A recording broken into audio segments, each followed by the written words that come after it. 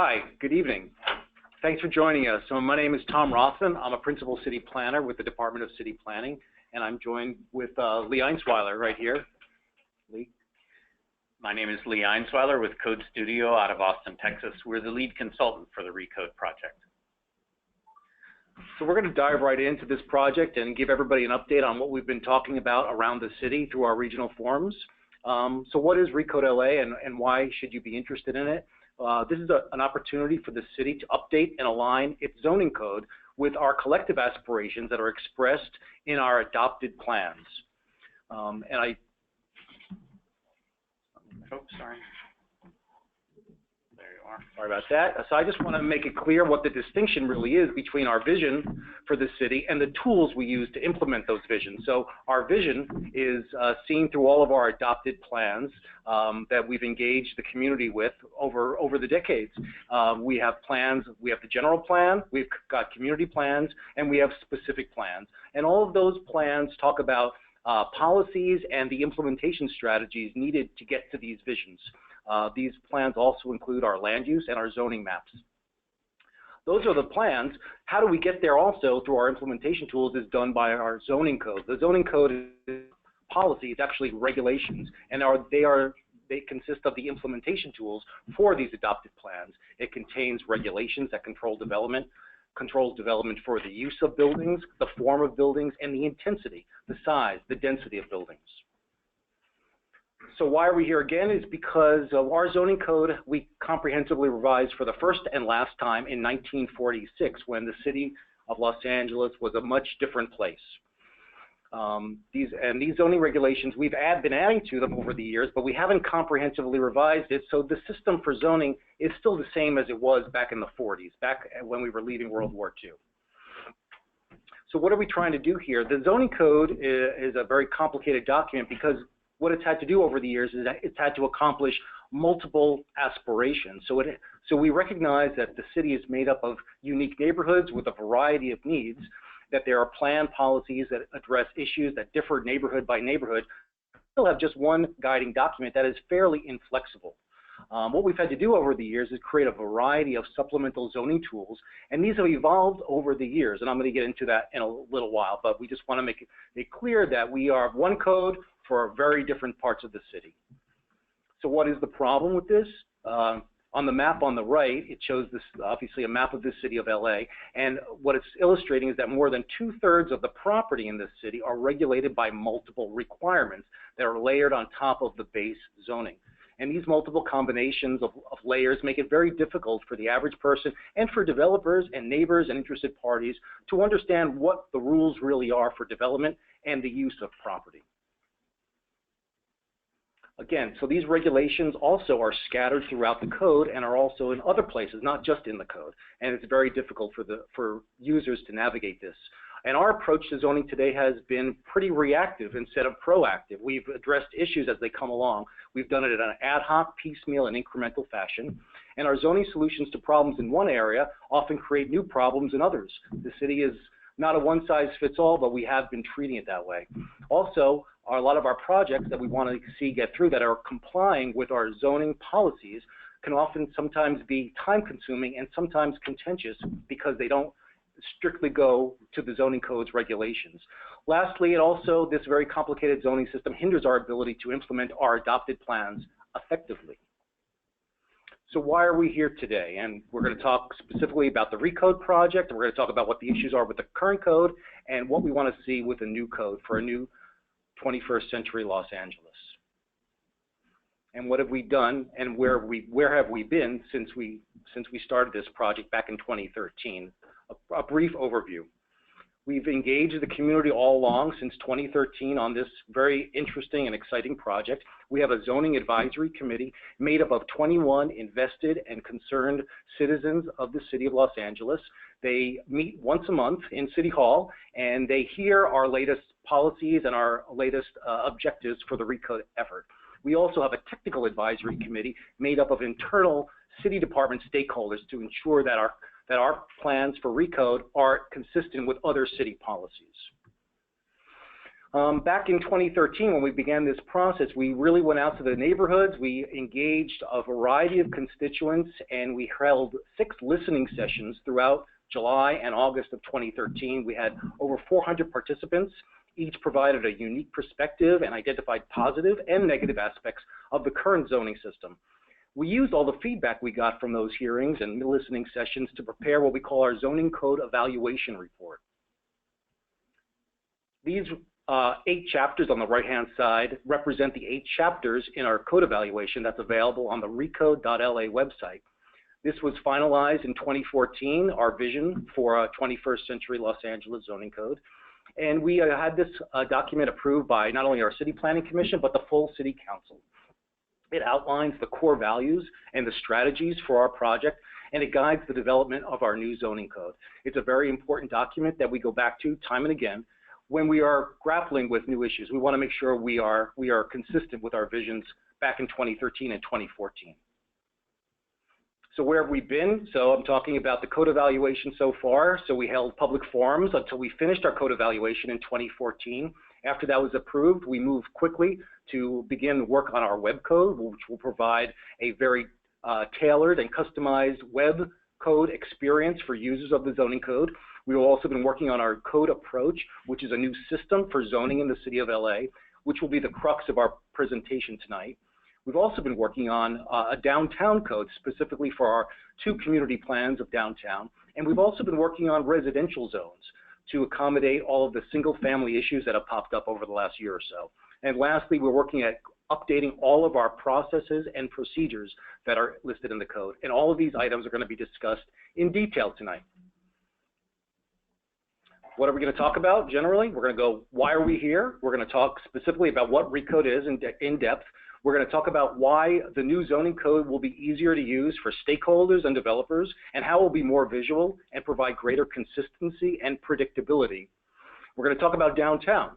Although Recode LA project is not replanning any parts of the city, we are working in close tandem with our downtown planners to make sure that the Recode project complements their efforts to rezone downtown. So that is a simultaneous and parallel track project, separate and apart from Recode, but we are very much joined.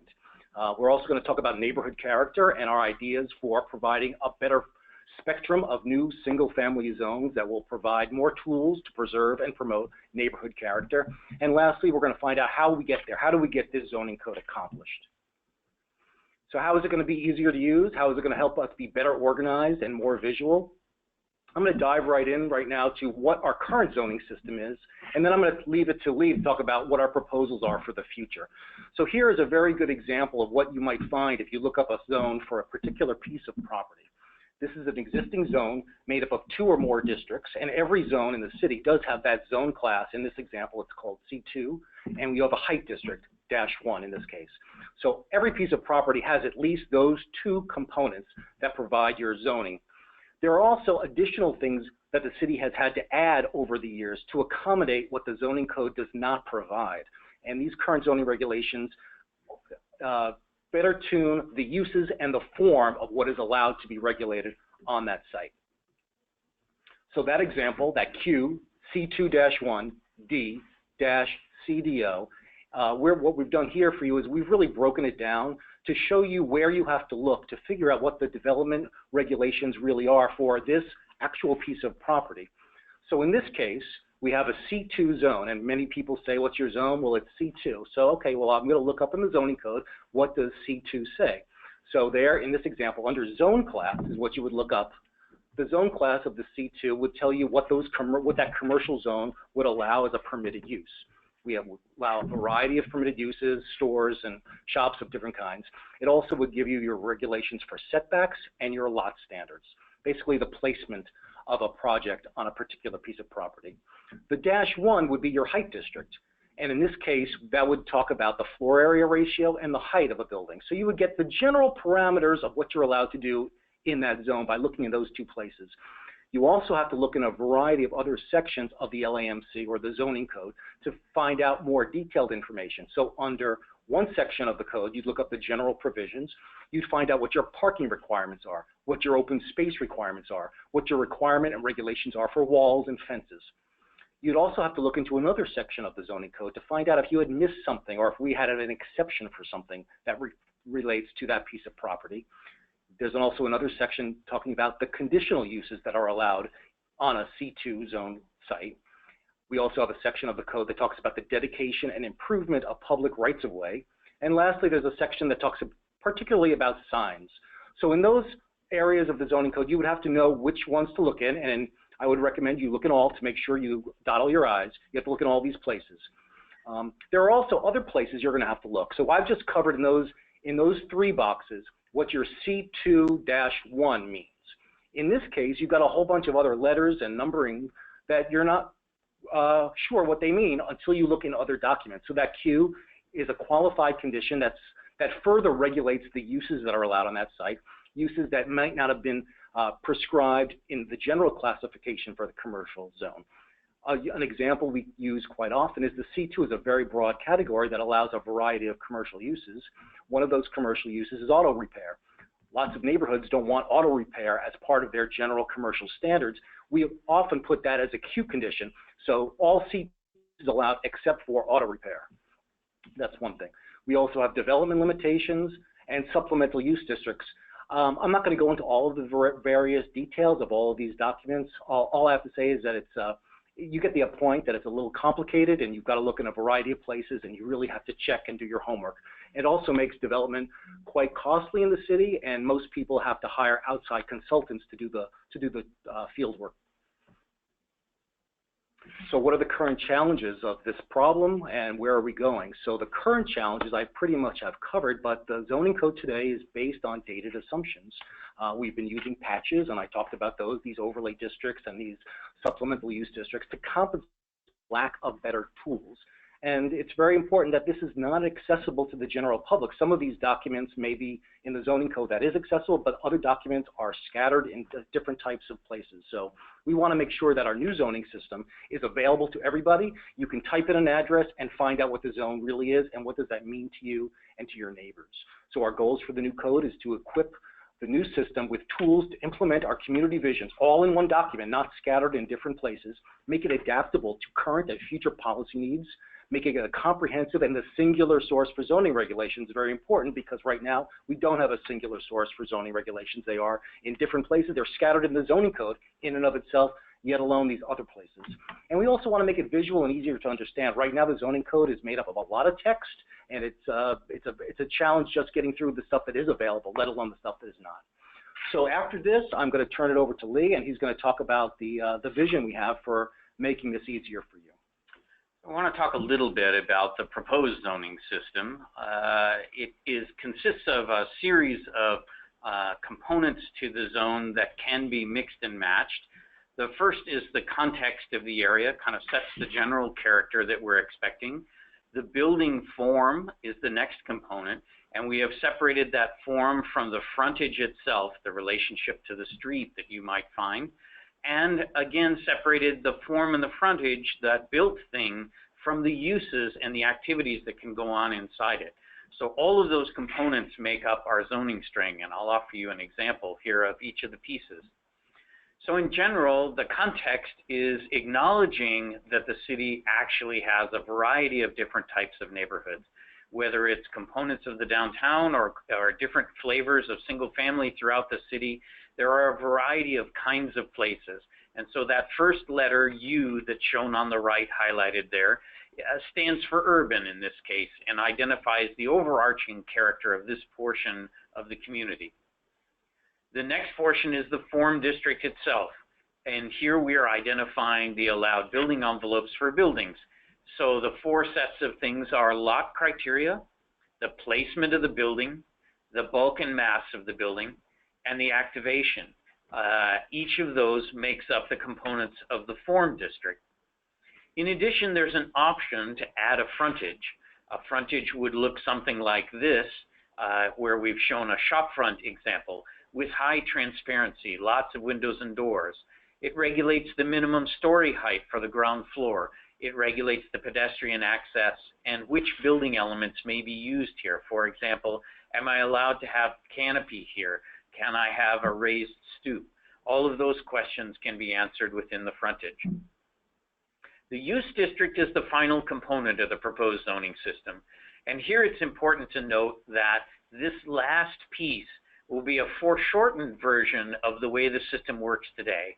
Today, there is an enormous 1,400 use enumerated list available, and each of those uses has to tell whether it's permitted or not in each of the districts. It's an enormous challenge to keep up with and very difficult for the average applicant to go through. So we have shown this, as you can see on the right-hand side, collapsed down into a series of categories. And by using these categories, we can create a much, much smaller use table. Each of the uses then can be permitted.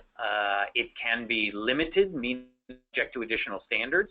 It can require a conditional use permit or additional discretionary review, or it can be not permitted at all.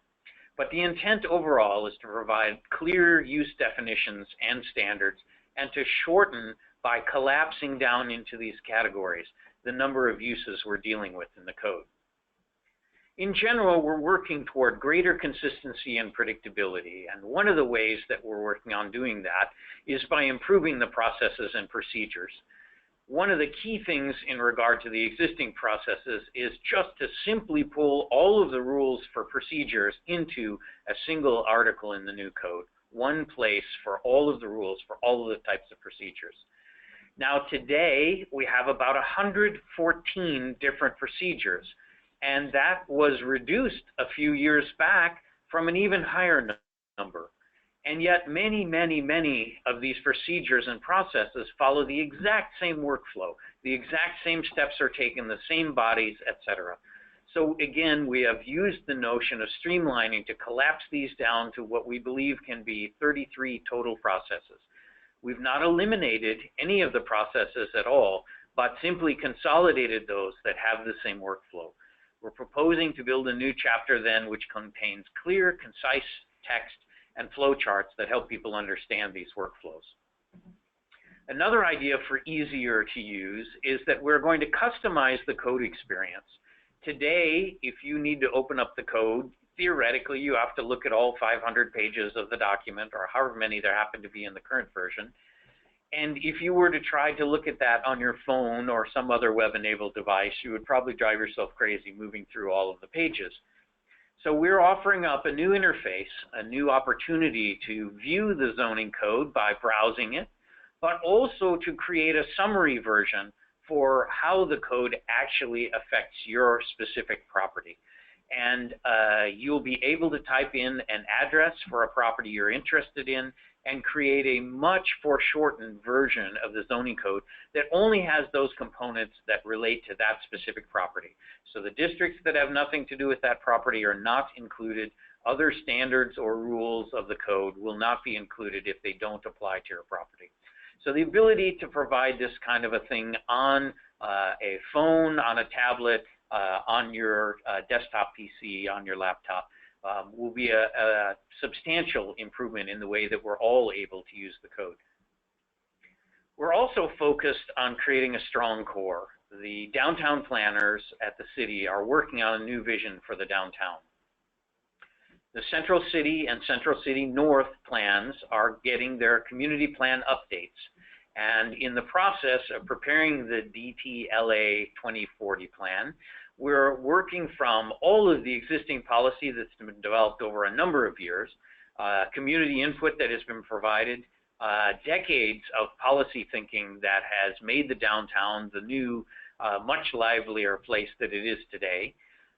We're taking a place-based approach in thinking about it, and in looking at it, we think that we'll be able to reduce the need for the total number of zones in the downtown.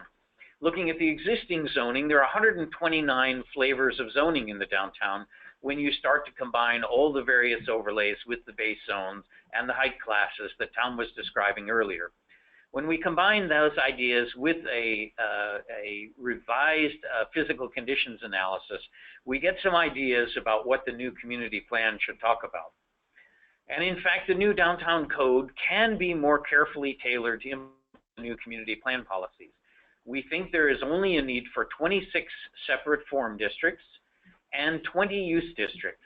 Now, admittedly, in combination, that generates 520 possible zoning districts, but we believe the number of combinations that we envision, at least at the moment, only equals about 41 form and use district unique combinations in the downtown, about a third of the number of zones that exist there today. When we talk about this issue of trying to streamline, there are some areas of the community in which streamlining is not the objective. And within the neighborhoods, one size no longer fits all. This has been one of the challenges for the city for a long time. Over half of the city is zoned single family, the vast majority of that being in the R1 district. You can see the zones in the map on the right. And in essence, we need a wider variety of zones to better address community vision. I believe in my mind that the places that are all colored the same color do not have the same character today. And so we need to find ways to accommodate that in the new code. So if you look at these images of housing, for example, that's all likely to be in the R1 district, it looks quite different. It has different standards that would apply to it in terms of its height, its setbacks, its bulk, its mass. Each of those is quite different. So one size no longer fits all in our single family zones. And we need to work to provide more tools that will allow us to promote and preserve each community's unique neighborhood character. So here we're showing a set of images about how we're intending to move towards a better fit for various places to consider in the future. The current tools on the left-hand image include setback and height, which forms that blue envelope that you see on the site. In addition to the setback and height, there is a maximum RFA, the residential floor area, that's allocated to the site. And that all needs to stay within that blue envelope. However, if you look at that blue envelope, it lets the building pull up in a substantial way on the sides of the lot and to loom in the front. It could be quite tall in the front of the lot. And so the example on the right is showing a simple use of a tool called a bulk plane. Those 45-degree angles that you see tapering in on the sides of the image on the right allow for not just setback and height, but in addition, a bulk plane. And in this case, also a reduced maximum residential floor area, which is generating the smaller house that is much more in keeping with its immediate neighbors. Design flexibility is critically important. This is a city with great architectural design, both in its residential and commercial construction. And we're hoping to use a building envelope which sets the maximum exterior limits, but does not mandate any specific design elements, does not tell you which architectural style your building must be, and allows for a variety of shapes and styles, as seen in the images to the right, both contemporary and traditional styles. You can see that we're proposing to bring forward a series of residential districts. In this case, there are 6 shown here that have a variety of building envelopes that allow more and less bulk and mass, extending all the way from the R1A, the site which would allow the greatest bulk and mass, down to the R1F, which is shown in this instance as a single-story house. So in those areas where we choose these various options, we would actually have a tool in the toolkit to make sure that the neighborhood's character can be matched with new zoning. How are we going to get there? The fact is, it's going to take all of us. We've got to get together and we've got to be involved. Our plan in moving forward, you've seen this diagram before, we hope to continue work on the procedures this year and bring those forward if at all possible. On the downtown code, and by the end of the year have the downtown code draft ready for future consideration. And we'll continue working on the residential, mostly the multifamily districts that extend the residential palette beyond the single family, and we'll begin to work on the commercial and industrial districts. We'll continue our outreach. Our monthly ZAC meetings will continue to be held over the course of this year. And we hope to actually deliver the downtown zoning code draft, the processes and procedures draft, and the single family zoning options before the end of the year.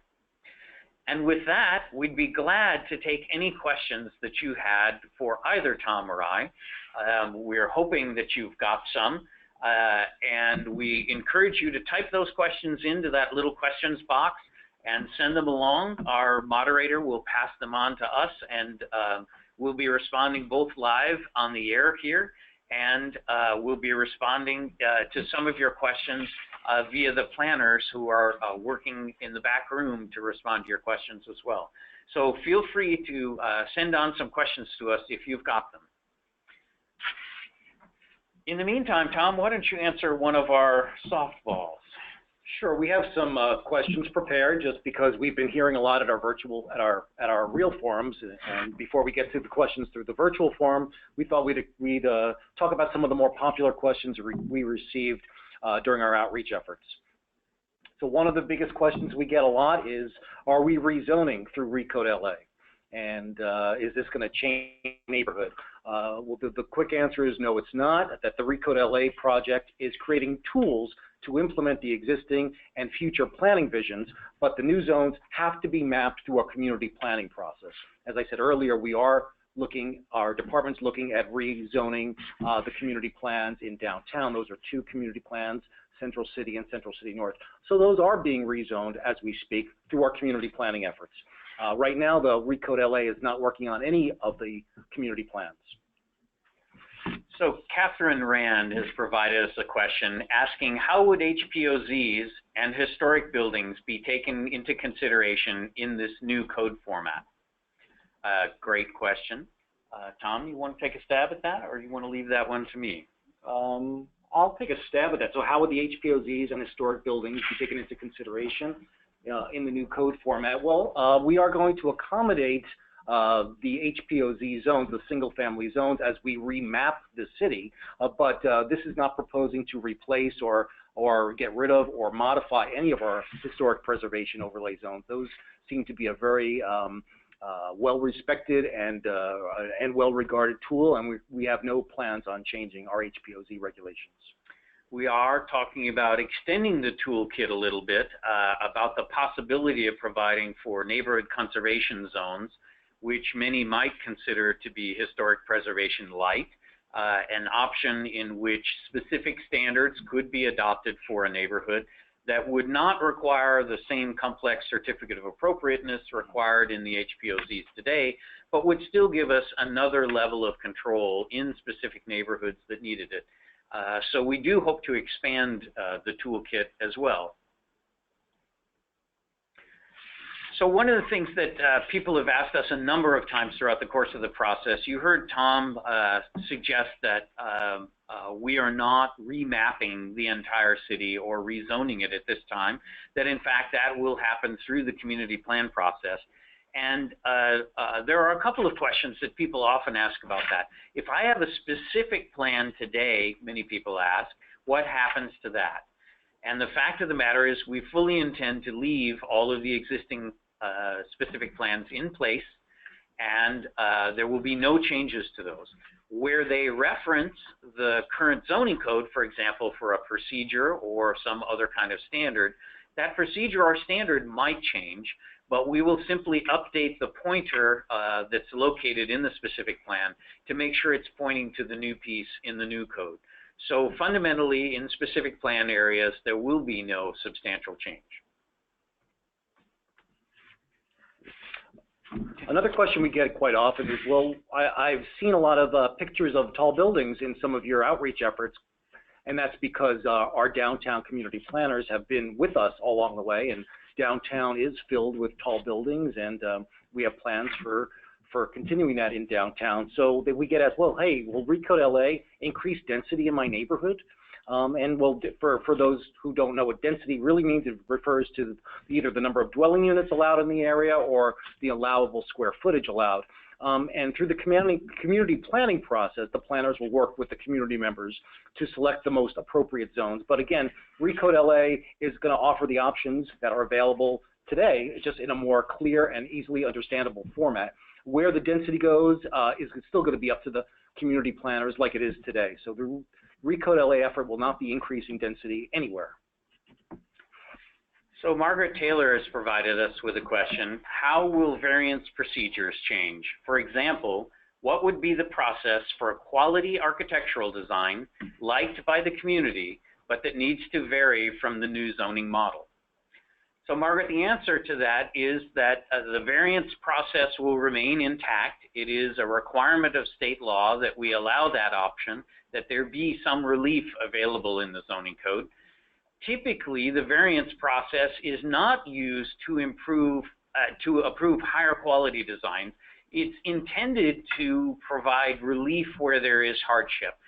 For example, if I had a large rock on one side of my property and needed to shift my house to one side in order to fit it in, I might ask for relief from the setback on the opposite side from the rock. That would be a typical variance process we would go through. We are, again, talking about adding new tools, however, to the code, and we're talking about an option that we consider something called alternative compliance. If you, as an applicant, choose to comply with the code in a different way, perhaps a more creative way, something that is architecturally an improvement over what the generic code rules would require, there will be an option for moving through a process to do that. We haven't finished with those processes and procedures, so I can't tell you exactly what it might look like at this point in time, but we do intend to have a process by which extraordinary efforts on the part of landscape architecture or architecture can be supported by the new code.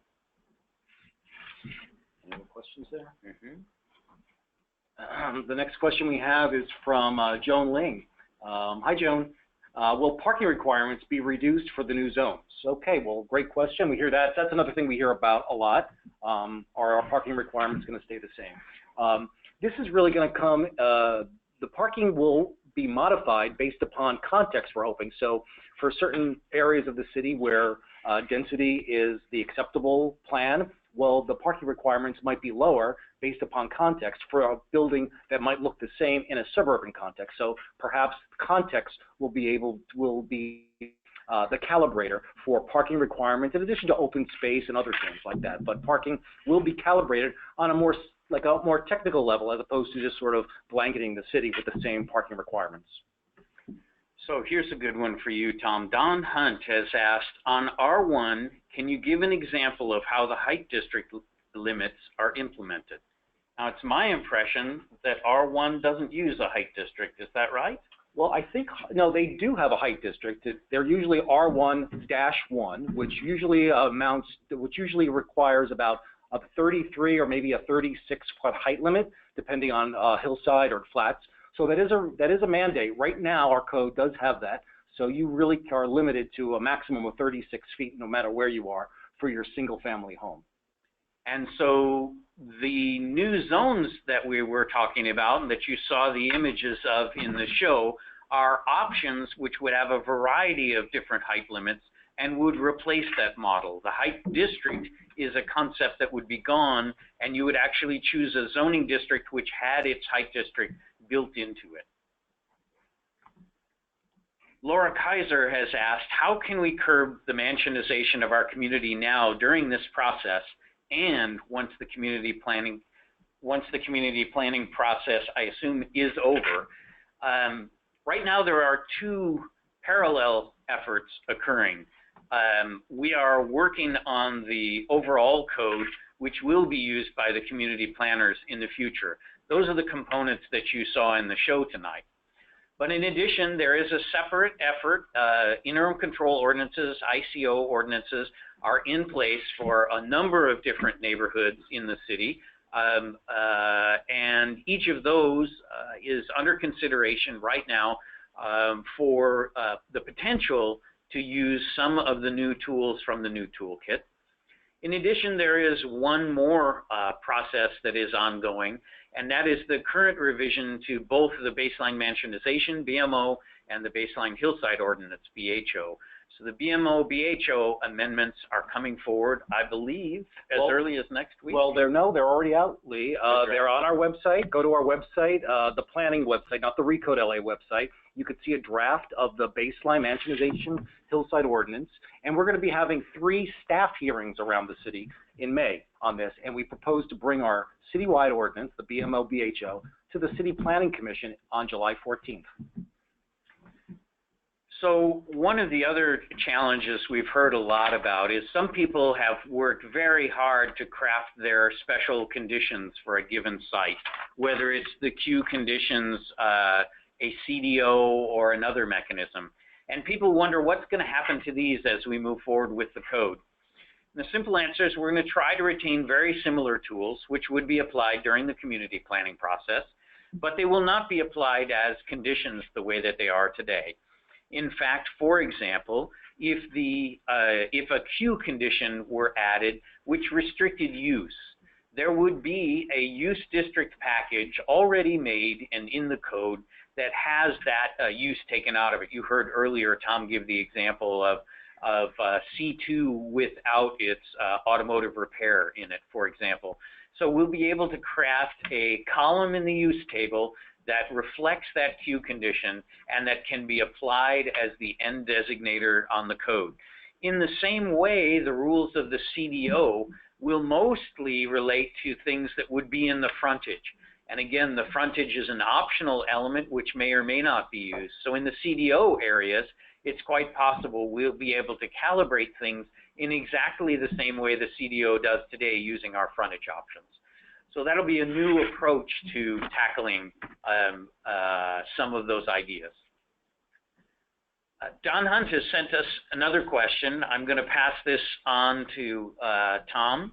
As a hybrid, as some people have described our code, how are small lot subdivisions affected? Okay, I'm not sure what you mean by a hybrid, but small lot subdivisions, for those of our audience who are not sure what they are, these are the townhouse type of homes that are being developed on a multifamily zoned lots. So we have this home ownership option called our small lots, which allows single family homes to be built on very small lots. These are going up in our multifamily areas, and right now we haven't really concentrated on the multifamily section of recode yet, but as we do, we may incorporate some of the guidelines that have come out in a variety of different documents regarding the design and overall development of our small lot subdivisions. These are a very successful type of home ownership in the city, and we think that they can continue as long as they have the right development standards imposed on them. So we're going to be looking at those so they can be incorporated right into the system as opposed to allowing them and then looking somewhere else. So that's a very good example of why recode will be beneficial to everybody. So one of the things, again, in the realm of expanding the toolkit is the question of how might we deal with those small lot subdivisions and their transition to immediately surrounding areas that are not eligible for small lot subdivision, that might, for example, be single family areas that now have much lower heights. We will have the ability to make more successful transitions, we believe, under the new zoning code. We're working on some ideas for how those can be made, but the ideas about stepping down height, about making sure that we have, when we have substantial changes in use, vegetated transitions or other fence or wall options. So a variety of ways that we can buffer and separate uses which might be incompatible. The small lot subdivision, probably the most significant element is the location of the building placement in relation to the adjacent lots. So we'll be working on some of those ideas as we work on all of the zones, including the multifamily zones. Okay. Another question we get quite often, or we've had a few times at least in our live forums, is where can I look to see if other cities have a similar type of zoning code so I can understand this better? And we often look at Denver's zoning code and at Raleigh, North Carolina's zoning code, and I know we've been telling that to people, and they're saying, well, those are very different cities than Los Angeles. Why should I look at Raleigh, North Carolina? And it doesn't really matter what the planning principles are behind it. You can understand how the system will work. Our planning process is very different than Raleigh, North Carolina's, but the objectives of the zoning code really are the same. You want to know what can be built across the street, down the block, and in your neighborhood, and those are two good examples of where you can look.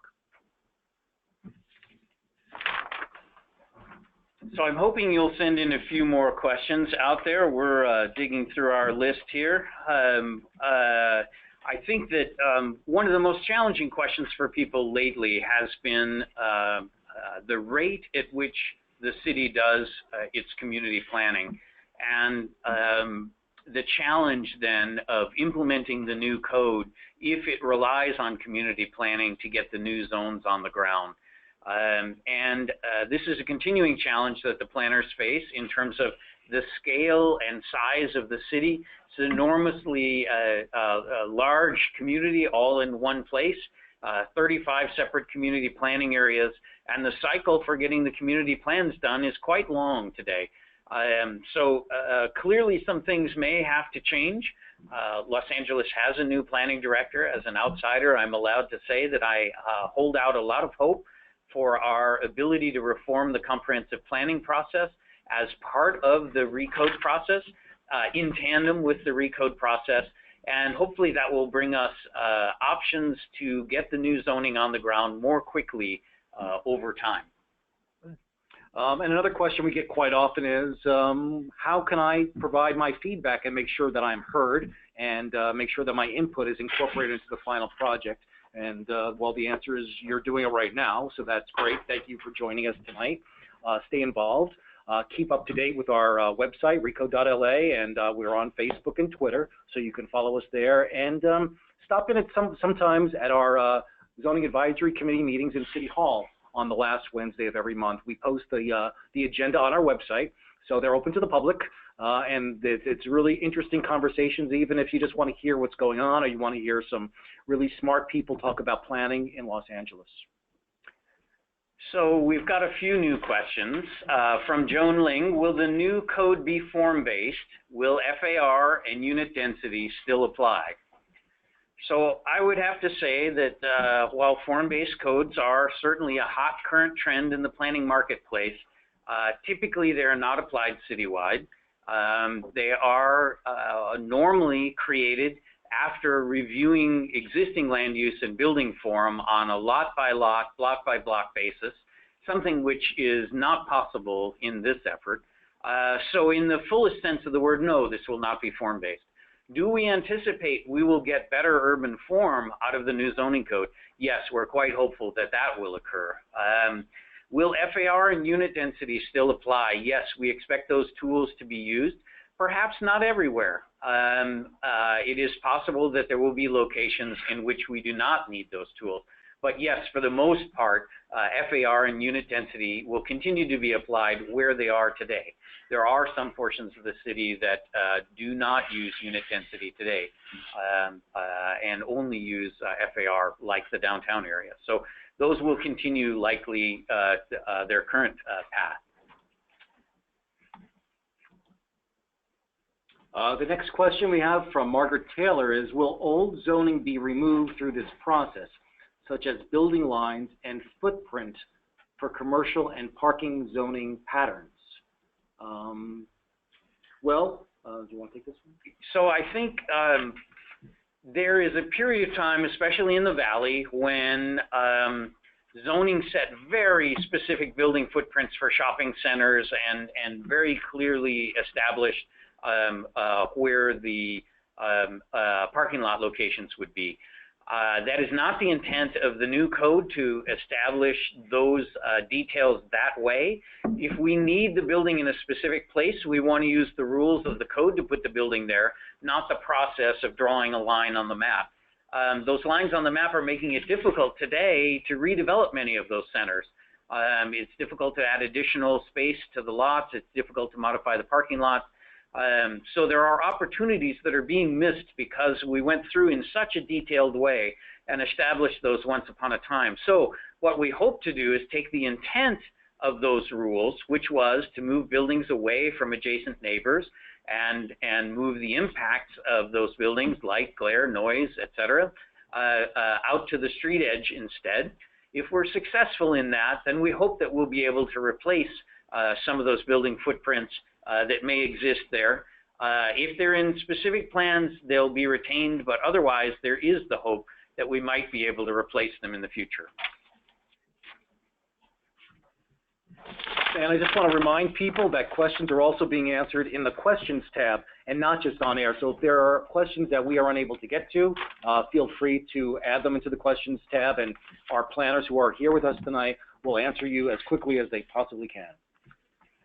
So Andrew Seeger has provided us clearly an architectural or designer's question about some of what he's seen, a very good one.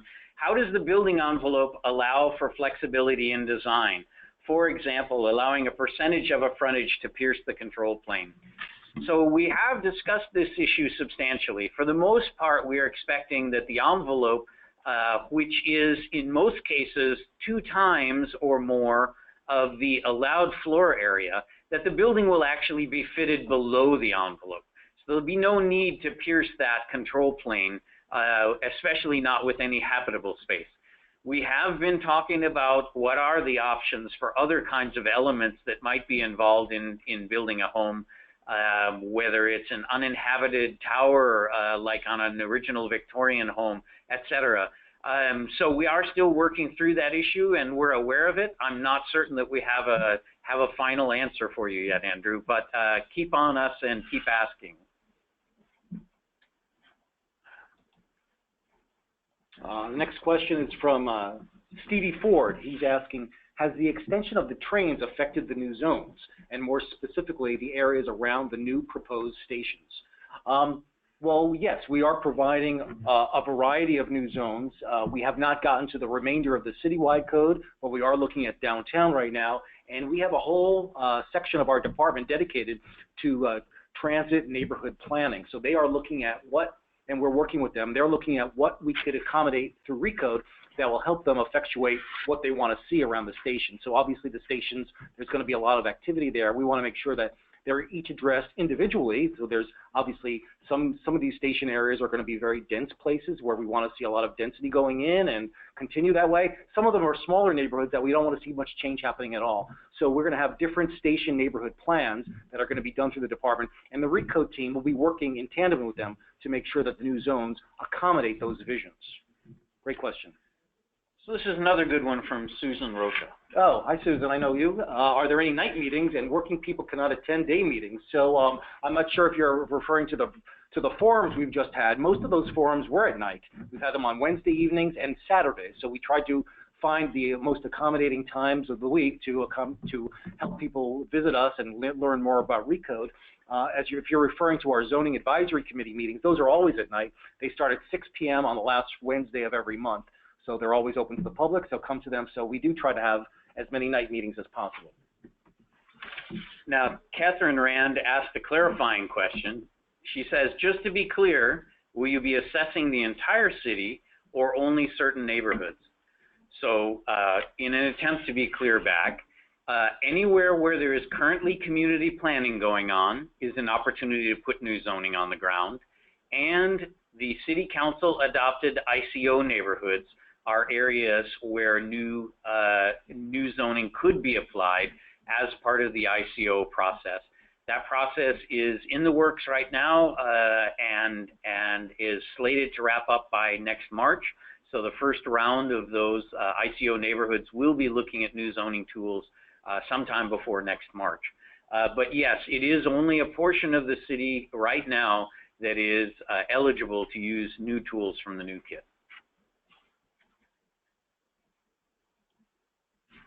So I wonder if there are any additional questions out there. I'm going to offer up a last chance to those who might have something they've been hesitating to ask. Now's your opportunity.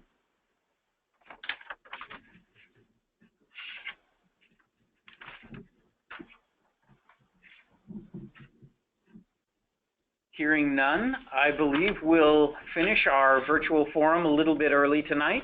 Thank you very much for your participation. What's that? I've been told there are some more questions in the offing, so we'll extend it just a moment if you can bear with us. We have a question from Laura Kaiser saying, how do we make our neighborhood an ICO neighborhood? So an ICO neighborhood means you want to have more restrictive development requirements for your single-family neighborhoods. I'm assuming that's what you mean. You'll have to talk to your council member about that. We are working quickly to accommodate the issues that are popping up through the ICOs through our fixes to baseline mansionization and hillside. So we're hoping that as we get through this process, there will be a less and less of a need for these ICO neighborhoods. But if you do want to see your neighborhood become an ICO, talk to your council office. And if you don't know who that is, you can call my office and we can figure out who that is together. And one last question we get quite often is, why does this project matter? Why should I care? Good question. Sometimes it's very hard for us to convey the importance of this. I think that sometimes that our zoning code is such a kind of visionary or a very hard to understand document that people sort of shy away from it. What we're really trying to do is make this understandable. People ask us all the time, they don't know what's going on in their neighborhood. They saw tall buildings going up. They saw their neighbors tear down a house. And if they look in the zoning code today, we went through this whole exercise earlier, it's very, very difficult to figure out what's going on. We want to make sure that our plans are implemented through our codes, and you can go to our website and log in an address and find out and see a picture of what the possibilities are, or understand the uses that can go in there. Can a restaurant open up? Can a bar open up? Can they have a car wash? Is auto repair allowed on my commercial strip or not? These are things we want to make sure that people understand, make sure it's easy to understand. So just stay with us for the ride and join us at any time and be involved in your community planning update. That's really important. Sure. If we're going to talk about BMO, BHO, we can talk about that also. Again, these are really things that are happening outside of the recode effort, but they are also happening within the same office at the planning department. So I'd be happy to answer some. A little bit about the timeline for Cheryl Zomber. Okay, so Cheryl Zomber has a question, says, with regard to the BMO, BHO, what is the process of having residents involved in the process prior to having these ordinances adopted? Will they be adopted in July, or is this the start date for public forums? Okay, great question. So it sounds like you know a lot about this, Cheryl. We released our draft ordinance. Well, actually, we re-released our draft ordinance. We first released our draft ordinance back in December. So we've had a motion from the City Council last year telling us to fix very specific things about our single-family zoning. So we pretty much stuck to the script and released a draft that did all of the things to accomplish what the council office had asked of us. We presented that in 4 public meetings in December. Again, this is not recode. This is our citywide ordinance to address an immediate issue. We went around the city and we got a lot of feedback, some good, some not so good, and we reassessed our direction and we re-released a draft, and we re-released it just last week. So right now it's up for public discussion, and we're going to have public meetings in May. So just next month, we're going to go around the city again, just like we did in December. We're going to do it again next month, and then we are going to bring our final recommendation to the first decision-making body, which is the City Planning Commission, in July.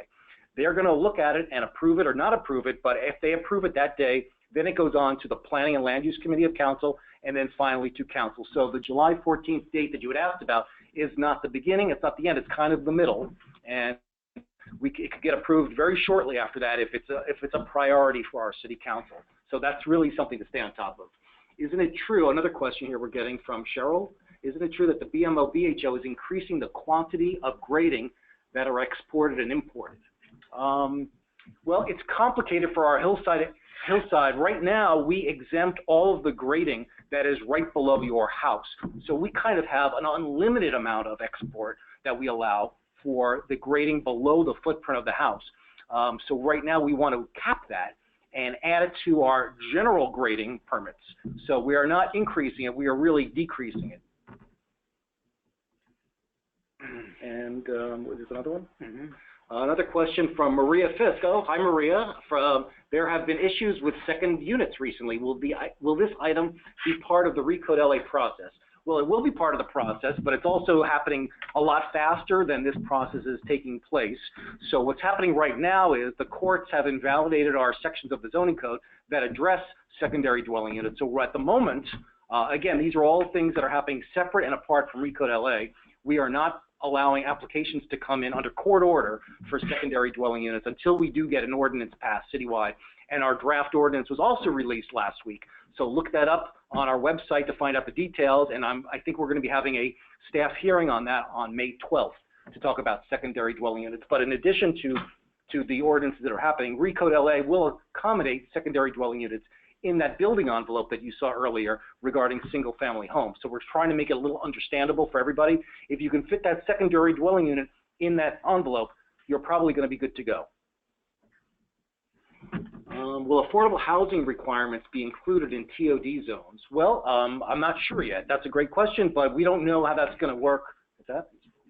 It is a planning question, but we do plan on introducing a base FAR and a maximum FAR. Right now, we have a lot of questions regarding density bonus because the density bonus, which can provide additional density for a lot of buildings, is unclear to a lot of neighbors for these projects. They didn't know how a building that big could get built. So that's another problem we have with today's zoning code. It's not clear what you can expect. So I think by us providing a base where you can definitely build to, and a maximum which you can definitely build to if you provide affordable housing or maybe a few other things, you would at least get an idea of what that difference is. Right now, it's unknown.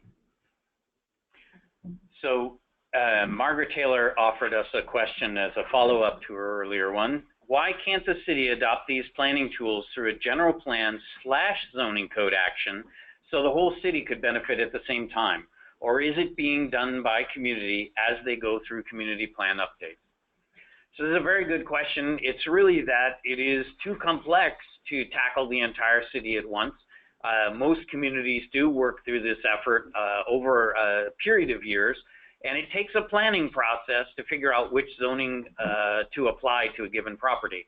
And so it is, while we could conduct some simple translation, this zone equals that zone, and place people into the new zoning code, for most portions of the city, it requires a community plan effort in order to put new zoning into place. Yes, there could be a massive citywide general plan and zoning code update at the same time. This would be quite a substantial effort. You can push for such an idea with both the planning director and your council members and see how far you get. It is possible. Other cities do things like that. It is time consuming and takes multiple years even in that instance. But yes, it could be citywide, but the city at present has chosen to move through the community planning process.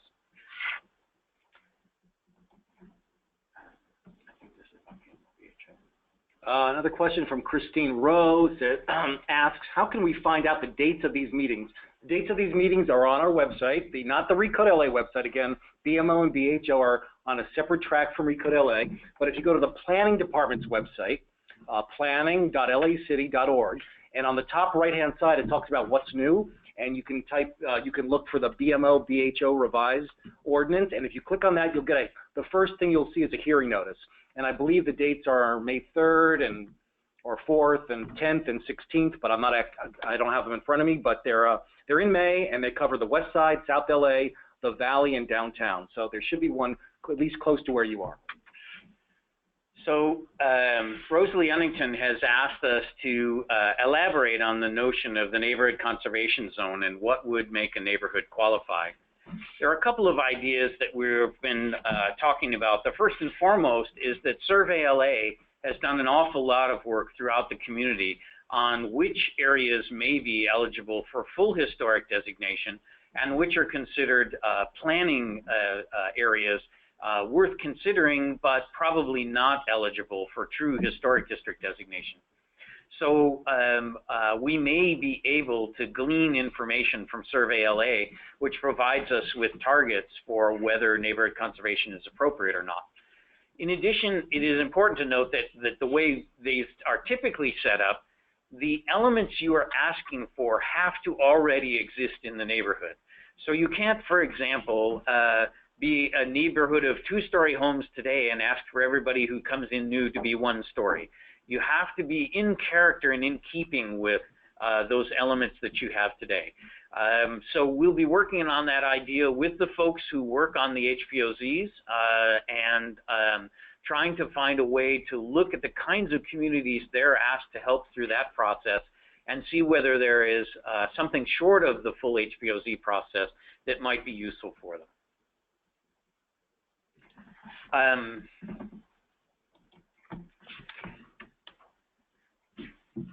Okay, we're wrapping up here, but a few more questions from one's from Hugh Kenny. And he's asking, is our need for mature trees factor into small lot division code allowances, which more or less destroy them? How do you protect trees today? Well, we do have a urban forestry division at the Department of Public Works that does talk about our street tree requirements. We don't have one in the code today. We could, but we are looking at ways to accommodate, and we are working with Public Works to make sure we are consistent with them. This is a great question, and I'm going to look into this and get back to you. If you send me your email and send me an email to my address, tom.rothman@lacity.org, and that's Rothman with 2 M's. So one of the other questions is,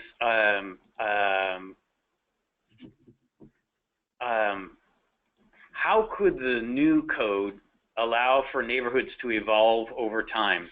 Could building massing, FAR, or height limits be contextual limits? In other words, allow, for example, a percentage change in relation to neighboring properties? Yes, this is an option, and it has been considered in the process of crafting the new regulations. These kinds of contextual standards, in which we would typically measure what's going on either on a block face or for several adjacent homes to set the standards for a new home that's sat near them, is a very intriguing idea, and certainly a way to force people to remain in keeping with whatever exists in the area today. However, that is not everybody's intent for their neighborhood. Some are quite comfortable with much larger homes coming along at the same time. In addition, the administration of that kind of code is very challenging. So normally, we don't ask anyone who's bringing in a plan for a house to tell us anything about their neighboring houses or anything up and down the block. And so it requires an additional level of information, perhaps a relatively simple level of information, but still a level of information that has to be verified by the staff, et cetera. So we saw that as much too time intensive, given the staffing levels in the city, for us to look at those kinds of contextual options. So for the moment, at least, we're hoping to create simple rules with envelopes that would be selected at the time of community plan or an ICO effort and put in place, and no additional contextual information would be necessary at the time of permit.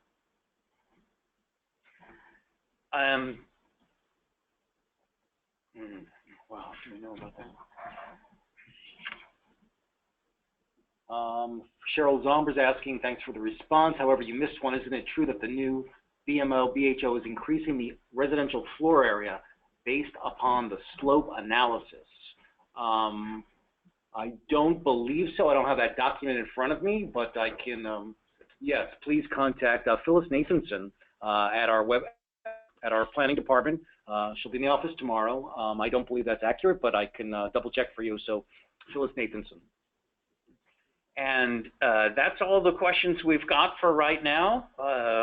There are additional questions that the planning staff is still working on in the background. We will have a transcript available within a couple of days after this, so look for those materials to be posted on Recode LA. And we'd love it if all of you would respond to the survey that's going to pop up right after we close this webinar. Give us your feedback. Tell us how we could help produce a better version of this the next time. Thank you very much for your time this evening. We look forward to seeing you and hearing from you again in the future. Thank you very much.